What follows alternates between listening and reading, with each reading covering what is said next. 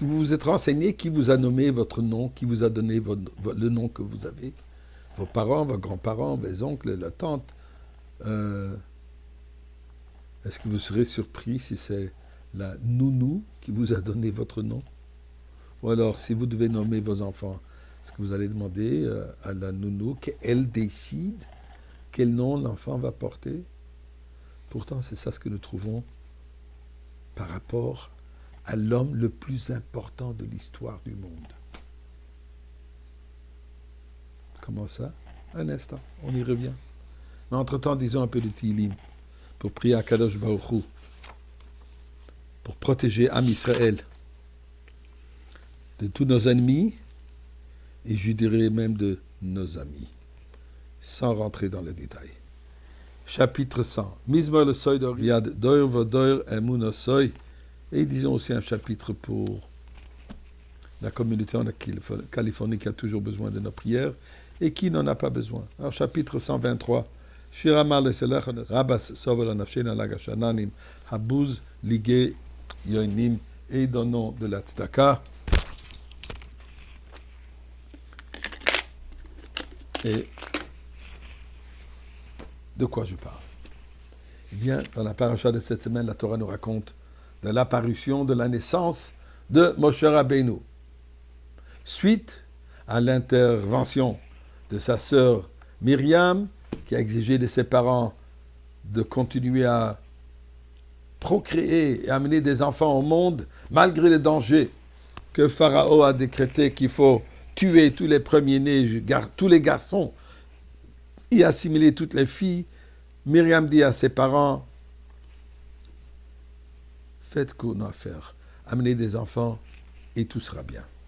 Eh bien, Myriam a eu raison et Moshe Rabbeinu est né. Maintenant, les parents n'ont pas de choix, les mettent dans un petit panier dans l'eau et miracle fut que la fille de Pharaon a eu pitié, Batia, et elle a sauvé ce petit bébé du panier qui est dans l'eau, l'a élevé, et là, elle lui donne le nom Moshe, en disant pourquoi?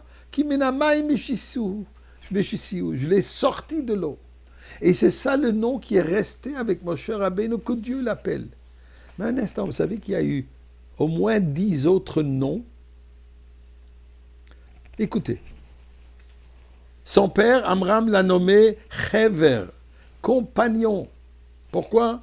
Puisque c'est lui le compagnon de Am Israël et qui nous connecte avec Akadosh Baruch Hu. Sa mère, Yocheved, l'a donné Yekutiel. Yekutiel qui vient du mot kavé, l'espoir. C'est lui qui a amené l'espoir à Am Israël. Son grand-père, Kahad, après une opinion, l'a nommé Avisocho. Avisocho, père des voyants. Plus grand prophète. Comme la Torah nous dit qu'il n'y a pas eu autre prophète comme lui. Notre opinion dit d'ailleurs qu'il l'a nommé Avigdor, la clôture, maître de clôture. C'est lui qui finalement a brisé la clôture de Pharaon qui a encerclé le peuple juif, qui a enfermé le peuple juif. Myriam, sa grande sœur, qui était la cause de sa naissance, elle l'a nommé Yeret, descente. Pourquoi? Puisque d'après une opinion, elle devait descendre vers l'eau pour le protéger, pour assurer que tout aille bien avec lui. Son grand frère Aaron, lui, l'appelait Avizanoach, qui veut dire maître du rejet.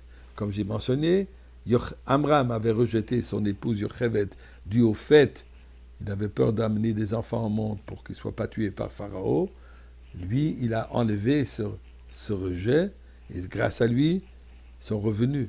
Aussi, puisque Moshe Rabbeinu, c'était lui qui a obligé, qui a influencé le peuple juif à rejeter les idoles.